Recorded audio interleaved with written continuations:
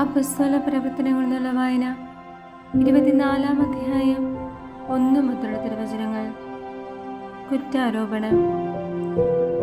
5 ദിവസം കഴിഞ്ഞ് പ്രധാന പുരോഹിതനായ അനനിയാസ് ഏതാനും ജനപ്രമാണികളോടും അഭിഭാഷകനായ തെർത്തോളൂസിനോടും കൂടെ അവിടെ എത്തി.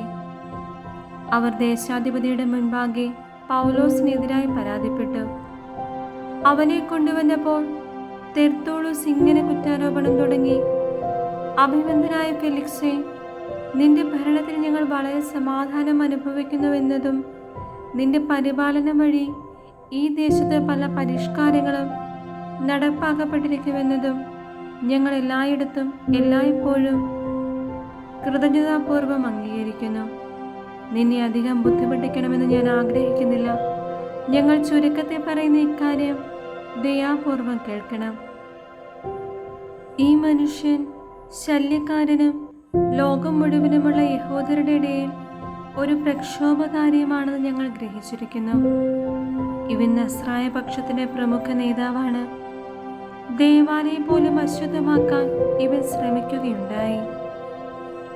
എന്നാൽ ഞങ്ങൾ ഇവനെ പിടികൂടി നീ തന്നെ ഇവനെ വിസ്തരിക്കുന്ന പക്ഷം ഇവനെതിരായുള്ള ഞങ്ങളുടെ ഈ ആരോപണങ്ങളെക്കുറിച്ച് ഇവനിൽ നിന്ന് തന്നെ നിനക്ക് ബോധ്യമുണ്ടാകുന്നതാണ്. ഇതെല്ലാം ശരിയാണെന്ന് പറഞ്ഞുകൊണ്ട് യഹൂദരും കുറ്റാരോപണത്തിൽ പങ്കുചേർന്നു. ഫെലിക്സിന്റെ മുമ്പിൽ സംസാരിക്കാൻ ദേശാധിപതി ആംഗ്യം കാണിച്ചപ്പോൾ പൗലോസ് പറഞ്ഞു: വളരെ വർഷങ്ങളായി നീ ഈ ജനതയുടെ ന്യായാധിപനാണെന്ന് മനസ്സിലാക്കിക്കൊണ്ട് എൻ്റെ മേലുള്ള കുറ്റാരോപണങ്ങൾക്ക് ഞാൻ സന്തോഷപൂർവ്വം സമാധാനം പറഞ്ഞുകൊള്ളട്ടെ.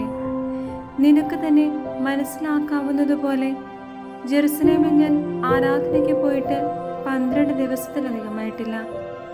ഞാൻ ദേവാലയത്തിലോ സിനഗോഗുകളിലോ നഗരത്തിലെവിടെങ്കിലുമോ വെച്ച് ആരോടെങ്കിലും തർക്കിക്കുന്നതായോ ജനങ്ങളെ സംഘടിപ്പിക്കാൻ ശ്രമിക്കുന്നതായോ അവർ കണ്ടിട്ടില്ല. ഇപ്പോൾ എനിക്കെതിരായി കൊണ്ടുവരുന്ന ആരോപണങ്ങൾ തെളിയിക്കാനും അവർക്ക് സാധിക്കുകയില്ല. എന്നാൽ നിന്റെ മുമ്പിൽ ഇത് ഞാൻ സമ്മതിക്കുന്നു. അവർ ഒരു മതവിഭാഗം എന്ന് വിളിക്കുന്ന മാർഗമനുസരിച്ച് ഞങ്ങളുടെ പിതാക്കന്മാരുടെ ദൈവത്തെ ഞാൻ ആരാധിക്കുന്നു. നിയമത്തിലും പ്രവചന ഗ്രന്ഥങ്ങളിലും എഴുതപ്പെട്ടിരിക്കുന്നവയെല്ലാം ഞാൻ വിശ്വസിക്കുകയും ചെയ്യുന്നു. നീതിമാന്മാർക്കും നീതിരഹിതർക്കും പുനരുത്ഥാനമുണ്ടാകുമെന്നതാണ് ദൈവത്തിലുള്ള എൻ്റെ പ്രത്യാശ. ഇരുവരും ഇത് തന്നെ പ്രത്യാശിക്കുന്നവരാണ്. ദൈവത്തിൻ്റെയും മനുഷ്യരുടെയും നേർക്ക് എല്ലായ്പ്പോഴും നിഷ്കളങ്കമായി മനസാക്ഷി പുലർത്താൻ ഞാൻ അത്യന്തം ശ്രദ്ധാലുവാണ്. വളരെ വർഷങ്ങൾക്ക് ശേഷം ഞാൻ വന്നത് എൻ്റെ ജനത്തിന് ദാനധർമ്മങ്ങൾ എത്തിക്കാനും കാഴ്ചകൾ സമർപ്പിക്കാനുമാണ്. ഞാനത് നിർവഹിക്കുന്നതിനിടയിൽ ശുദ്ധീകരണം കഴിഞ്ഞ് ദേവാലയത്തിലായിരിക്കുമ്പോഴാണ് ഇവർ എന്നെ കണ്ടത്. എൻ്റെ കൂടെ ജനക്കൂട്ടമൊന്നുമില്ലായിരുന്നു, ബഹളമൊന്നും ഉണ്ടായതുമില്ല. എന്നാൽ അവിടെ ഏഷ്യക്കാരായ ചില യഹൂദന്മാരുണ്ടായിരുന്നു. അവർക്ക് എൻ്റെ പേരിൽ എന്തെങ്കിലും പരാതി ഉണ്ടായിരുന്നെങ്കിൽ അവർ നിന്റെ മുമ്പിലെത്തി അത് സമർപ്പിക്കേണ്ടതായിരുന്നു. അല്ലെങ്കിൽ ഞാൻ ആലോചനാ സംഘത്തിന് മുൻപാകെ നിന്നപ്പോൾ എന്ത് കുറ്റമാണ് എന്നിൽ കണ്ടതെന്ന് ഈ നിൽക്കുന്നവർ പറയട്ടെ. മരിച്ചവരുടെ പുനരുദ്ധാനം സംബന്ധിച്ചാണ് ഇന്ന് നിങ്ങളുടെ മുമ്പിൽ ഞാൻ വിസ്തരിക്കപ്പെടുന്നത് എന്ന് അവരുടെ നടുക്ക് നിന്നപ്പോൾ വിളിച്ചു പറഞ്ഞതൊഴികെ മറ്റൊരു കുറ്റവും ഞാൻ ചെയ്തിട്ടില്ല. മാർഗത്തെക്കുറിച്ച് കൂടുതൽ നന്നായി അറിയാവുന്ന ഫെലിക്സ് ആകട്ടെ സഹസ്രാധിപനായ ലീസിയാസ് വന്നിട്ട് നിങ്ങളുടെ കാര്യം ഞാൻ തീരുമാനിക്കാമെന്ന് പറഞ്ഞുകൊണ്ട് വിസ്താരം മറ്റൊരു ദിവസത്തിലേക്ക് മാറ്റിവെച്ചു.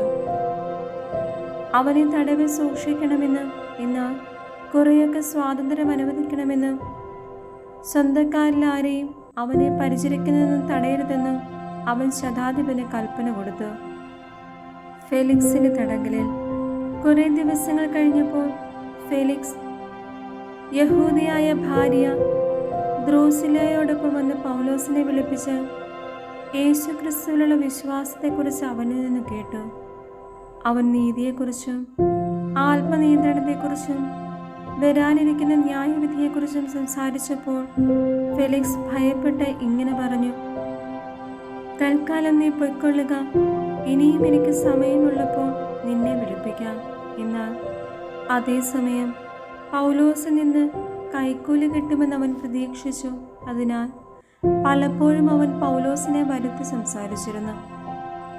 2 വർഷം കഴിഞ്ഞ് ഫെലിക്സിന്റെ പിൻഗാമിയായി പോർസ്യോസ് ഫേസ്തോസ് വന്നു. യഹൂദരോട് ആനുകൂല്യം കാണിക്കാൻ ആഗ്രഹിച്ചതിനാൽ ഫെലിക്സ് പൗലോസിനെ തടവുകാരനായി തന്നെ വിട്ടിട്ടുപോയി.